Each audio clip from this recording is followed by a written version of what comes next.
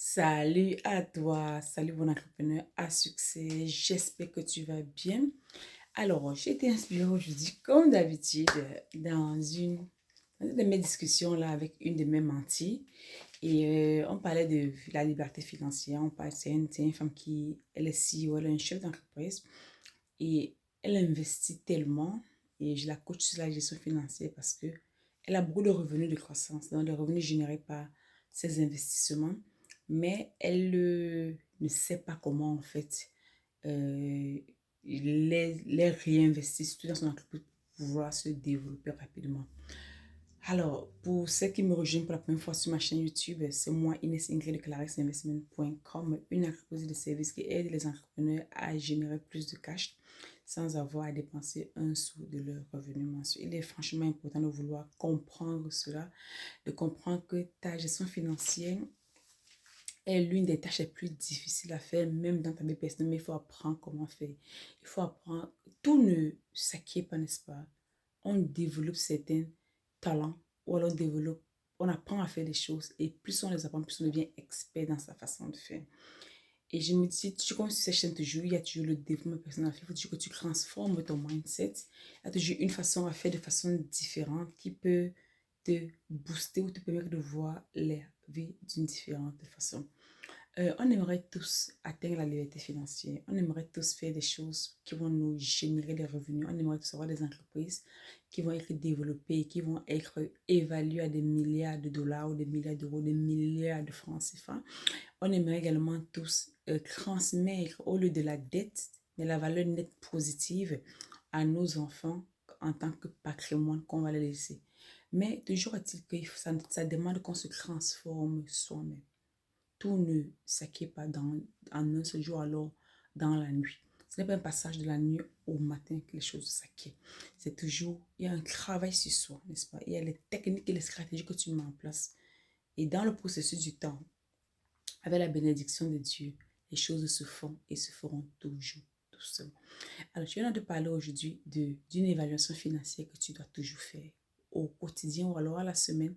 Question de voir toujours si tu es toujours sur tes objectifs financiers ou alors sur la vision financière que tu t'es fixée, soit en fin d'année ou alors au début de l'année.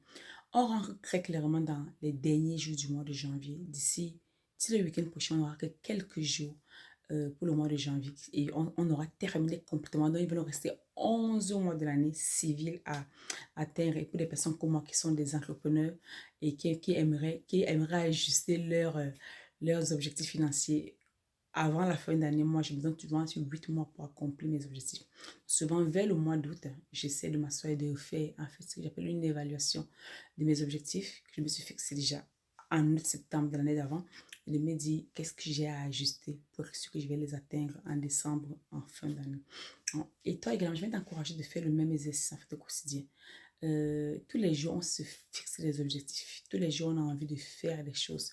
J'ai envie de réaliser les choses. Mais qu'est-ce que tu fais pour vouloir les atteindre? Quelle est ta vision financière? Quelle est ta position actuelle sur tes finances? Même pour vouloir atteindre quelque part, tu mets d'abord ton adresse de destination finale dans ton GPS ou alors tu donnes peut-être ça à un transporteur et il t'y amène là où tu aimerais t'aimer. Ça veut dire, mais tu sais déjà combien. Tu sais déjà combien tu vaux en ce moment-ci. Pour vouloir aller à tel autre endroit, tu sais combien tu vas payer, que ce soit en gaz ou en mileage ou en kilométrage. Alors, tu veux que tu payes une personne pour aller t'y accompagner.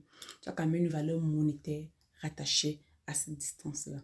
Aujourd'hui, presque à la fin du janvier 2023 et tu es à quel niveau en fait? Quelle est ta valeur actuelle? Quelle est ta valeur monétaire? Quelle est ta position actuelle sur tes finances? Qu'est-ce que tu aimerais déjà voir accomplir? Et quelle est la distance qui te sépare de cette destination finale? As-tu fait les mathématiques? As-tu fait les calculs? As-tu posé déjà la question en fond et en comble? Qu'est-ce que aimerais-tu voir augmenter dans ta vie? C'est une maison que tu aimerais acheter, c'est un terrain que tu aimerais acheter, c'est une voiture que tu aimerais changer, c'est peut-être ton entreprise que tu aimerais développer, c'est peut-être ton compte d'épargne que tu aimerais développer. Donc, on s'est fixé d'avoir au moins 3 millions, 5 millions, 6 millions d'épargne dans le compte. Le tien, c'est lequel? Quand on se dit qu'il faudrait que il faut que dans 6 mois, j'ai au moins 10 000 $, 10 000 €, 20 000 $ supplémentaires dans mon compte parce que j'aimerais utiliser ça en juillet pour vouloir accomplir tel projet. Voilà en fait ça, ce que j'aimerais voir. Voilà en fait un objectif financier.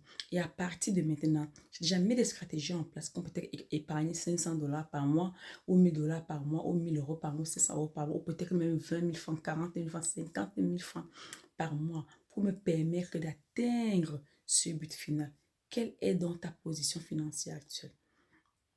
Ta position financière actuelle est que, ok, en ce moment, si je n'ai pas d'argent, je n'ai pas d'entreprise, je n'ai rien, mais j'aimerais arriver quelque part. Qu'est-ce que tu fais donc aujourd'hui pour te permettre d'arriver là où tu veux arriver? Qu'est-ce que tu fais? Quelles sont les actions que tu poses? Tu passes ton temps juste à regarder les vidéos tous les jours en ligne sans passer à l'action. Regarder les vidéos sans passer à l'action ne t'apporte rien du tout. Il faut regarder les vidéos et il faudrait surtout agir. C'est quand tu regardes les vidéos, c'est quand tu observes en fait le comportement des personnes qui sont déjà là où tu aimerais être. Et là, tu commences à agir dans ce sens-là. Très clairement, tu vas atteindre les mêmes objectifs qu'ils ont déjà atteints. Crois-moi, ce ne sera pas facile. Hein? Toute chose qui a une valeur et qui a une valeur vraie ne s'acquiert pas facilement. Quand tu décides de faire quelque chose, ce n'est pas facile.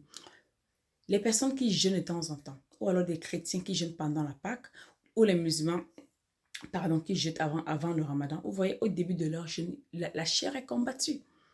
Parce qu'ils étaient habitués peut-être à manger à 15 heures, à faire les snacks, à 16 heures, mais à 1 heure, ils sont habitués à voir les snacks. L'estomac réclame un tout petit peu. Mais parce qu'il a décidé qu'il va rentrer dans son jeûne, parce qu'il est religieux et il prie. Après quelques jours, quelques semaines encore, vu qu'il combat dans son cerveau, après son corps commence à s'ajuster parce qu'il refuse d'écouter son corps. Il refuse d'écouter sa chair. C'est la même chose avec les finances. Tu as décidé de payer ta dette d'ici 2 ou 3 mois.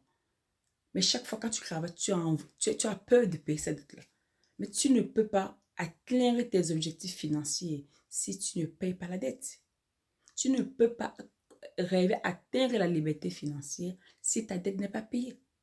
Tu ne peux pas espérer avoir un palier financier un peu plus élevé si ta situation financière n'a pas une prise de conscience approfondie.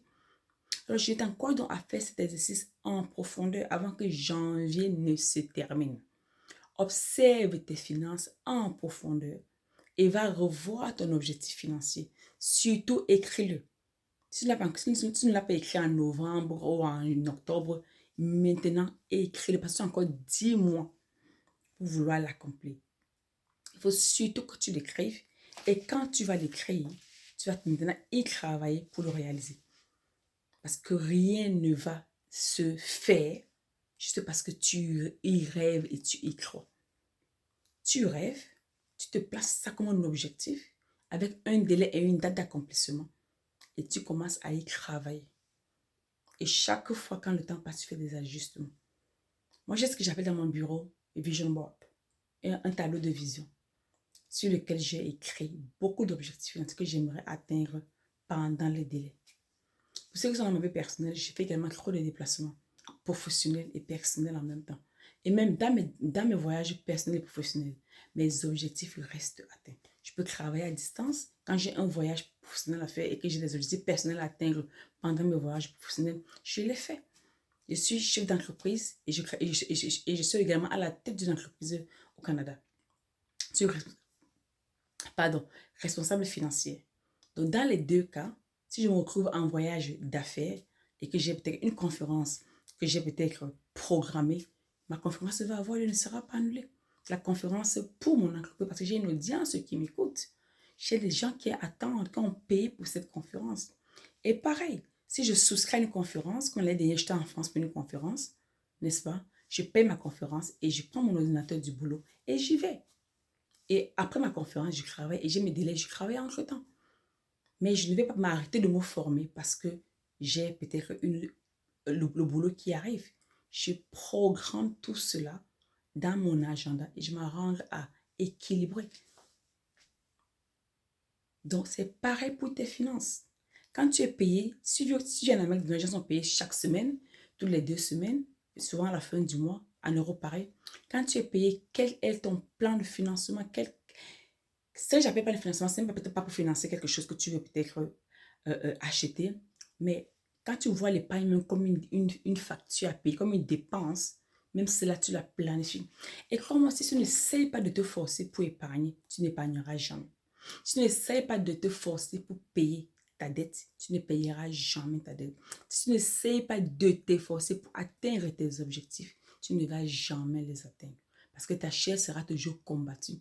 Tu auras toujours envie de procrastiner. La procrastination, ce n'est pas une bonne chose.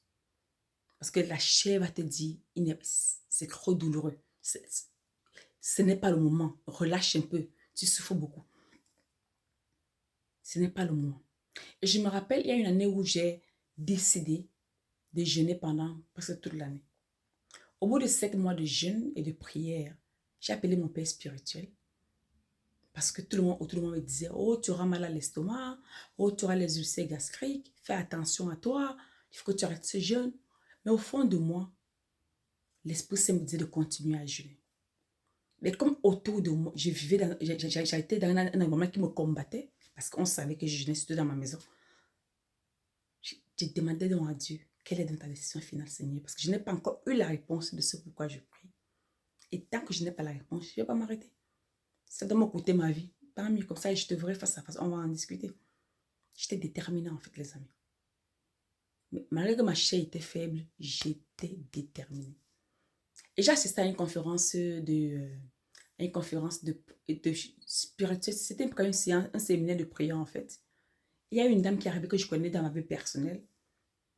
Elle me dit, ouh, tu es toute belle là. Waouh. Après, je lui dis, tu savais ce que je viens. Elle me dit, oui, quoi. Je dis, je suis en train de jeûner. Elle me dit, oh, continue. Et c'était la réponse là que je voulais entendre parce qu'elle, c'est une femme de Dieu, c'est une femme d'église. Je connais en fait son background par rapport au pastorat, par rapport à la vie de prière. Dès qu'elle m'a dit ça, mon esprit était en alignement. J'ai dit, c'est Dieu qui l'a utilisé pour me communiquer, de continuer à jeûner. Et je n'ai pas arrêté. Mais parce que mon père spirituel me disait d'arrêter également. Bref, c'était entre parenthèses, les amis. Donc, c'est pour vous dire que même dans la finance, c'est pareil. C'est pareil. Quand tu veux un objectif, tant qu'il n'est pas accompli, tu continues à le faire. Tant qu'il n'est pas accompli, tu vas continuer à le faire. Il ne va que s'arrêter tant que tu vas décider ou alors tant que tu vas accomplir ce pourquoi il avait été commencé. Arrêtez de vous décourager quand les choses ne se passent pas mal. Ou alors vous-même vous abandonnez en cours de route. Parce qu'il y a on va vous appeler pour vous dire que votre père est malade, mais alors vous avez décidé de vouloir épargner pour acheter votre projet. Sauf si vous êtes peut-être enfant unique. Si vous êtes enfant unique, vous prenez tout votre épargne, utilisez dans la santé de vos parents. Si vous n'êtes pas enfant unique, venez avec un plan de financement de la santé de votre papa pour tous les membres de la famille. Parce que, croyez-moi les amis, en même temps, dépendamment de ce que vous voulez faire, il y a des choses qu'on doit faire et on doit franchement être concentré là-dessus parce que tes objectifs financiers, c'est ça qui va te permettre à élever ton niveau financier et par conséquent à bâtir ton patrimoine financier pour que tu atteignes la liberté financière. D'accord? Je te laisse à ce, je te dis au revoir dans une autre vidéo.